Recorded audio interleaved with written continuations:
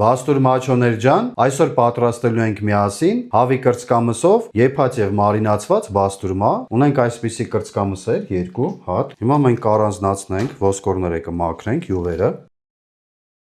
Մաքրում ենք ավելնորդ մասերը, բոլոր։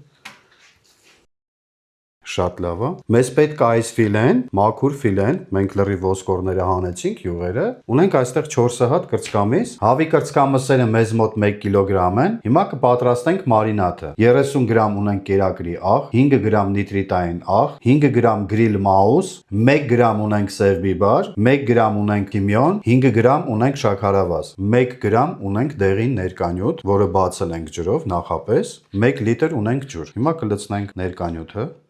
Լցնենք համեմունքները խառնում ենք, լցնում ենք ջուրը։ Համեմունքները լավ խառնում ենք, շատ լավ է։ Հիմա կտեղափոխենք կրծքամսերը ջրի մեջ, երկրորդը, երրորդը եւ չորրորդը։ Շատ լավ է։ Թողենք 3 օր կմարինացվի կրծքամսերը, հետո միասին կչորացնենք։ Մարինաթից հանում ենք հավի կրծքամսերը։ Ահա կրծքամսերը շատ լավ համեմունքները վերցրել են, փափկել են, տեսքը շատ սիրուն ինքը ստացել է։ Առաջինը, երկրորդը, երրորդը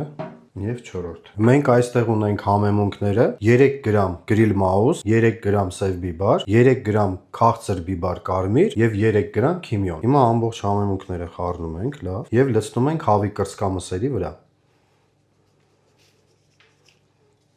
Այսպես շատ լավ տարածում ենք համեմունքները կրծքամսերի վրա, շատ լավ է։ Համեմունքների հոտը, ոնց որ միշտ ասում եմ, ես զգում եմ արդեն։ Հիմա մենք կտեղափոխենք չորանոց եւ 6 ժամ կչորացնենք եւ կեփենք։ Տեղափոխում ենք չորանոցի մեջ։ Առաջի 2 հատը եւ երկրորդը։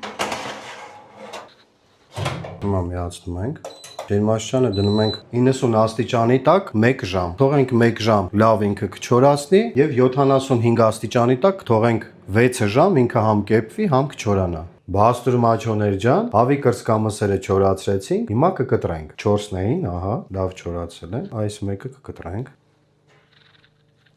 Ահա, տեսքը շատ լավ ստացվել է։